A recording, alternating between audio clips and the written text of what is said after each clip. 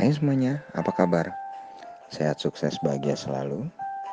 Jangan lupa subscribe karena subscribe itu gratis. Dan bagikan channel ini agar kami dapat lebih berkembang dalam memberikan insight, informasi, dan juga edukasi.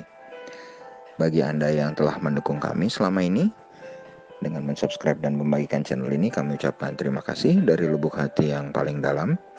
Semoga Anda selalu diberikan kesehatan, kesejahteraan, dan kebahagiaan serta rezeki yang melimpah. Yuk kita mulai insight kita kali ini tentang sebuah perusahaan yang bernama Cikarang Listrindo Tbk atau kode sahamnya adalah POWR atau Power. Power didirikan tanggal 28 Juli 1990 dan mulai beroperasi secara komersial bulan November 1993. Cikarang Listrindo atau Power berkantor pusat di World Trade Center 1 lantai 17 di Jalan Jenderal Sudirman, Jakarta.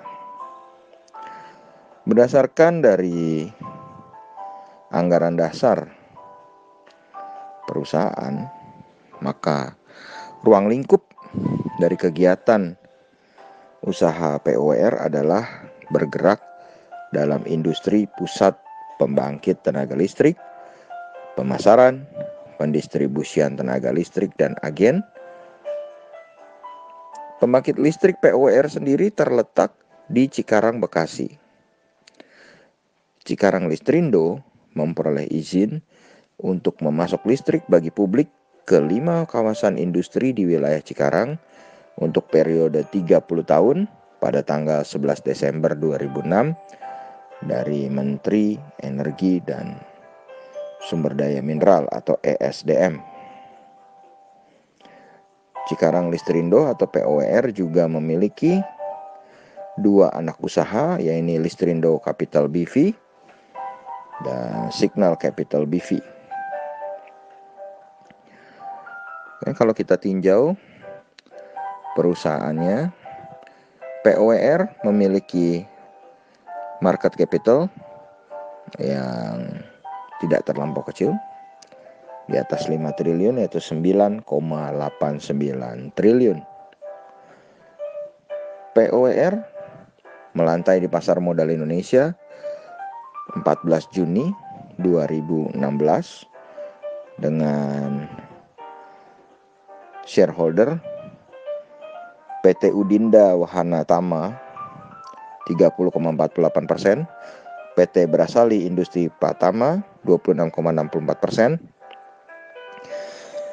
PT Penta Kencana Pakar Perdana 26,64%. Dengan saham masyarakat cukup kecil 14,13%. Komisaris utamanya adalah Bapak Sutanto Joso dengan direktur utamanya adalah Andrew Kukuteli Labaika. Dan kalau kita lihat dari performance keuangannya sendiri, maka Cikarang Listrindo Tbk ini memiliki sales sebesar 231,63 juta US dollar, aset 1,35 miliar US dollar, liability sebesar 652,35 juta US dollar, equity 694,57 juta US dollar, dengan net profit 36,36 juta US dollar. Book value per share-nya adalah 0,0432 US dollar. Ini menghasilkan valuasi yang menurut saya cukup baik. Ini PER-nya 9,51 kali dan price to book value ratio-nya adalah 1 kali. Jadi secara valuasi perusahaan ini tergolong sangat baik. dan net profit marginnya adalah 15,69% dan return on equity-nya adalah 10,46%. Jadi lagi-lagi secara profitability perusahaan ini termasuk perusahaan yang cukup baik. Sedangkan rasio hutangnya atau debt equity ratio-nya adalah 93,92%. Jadi rasio hutangnya tergolong cukup baik. Dan kalau kita lihat POWR ini cukup rutin dalam membagikan dividen dan cukup sering juga. Pertama-tama kalau kita lihat sejak mereka turun ke pasar modal 24 Juni 2016, mereka membagikan dividen pertama-tama di 23 November 2016, kemudian 18 Mei dan 29 November 2017, lalu 26 April dan 31 Oktober 2018, kemudian 2019 di 26 April dan 16 Desember, dan saat ini tanggal 27 Juli tahun 2020. Jadi cukup rutin dalam membagikan dividen. Sedangkan untuk price range-nya sendiri, secara year to date POWR memiliki range dari 530 sampai harga tertingginya 1000, maka harga saat ini 615 sudah tergolong sangat murah. Sedangkan all time high-nya ada di 1415 yang kembali membuat secara 3 years saham POWR saat ini yang ada di 615 menjadi sangat murah. Secara foreign atau secara investor asing memang secara monthly atau 1 bulan terakhir POWR mengalami net foreign sale sebesar 95,62 miliar, sedangkan secara year to date mengalami penjualan sebesar 193,82 miliar.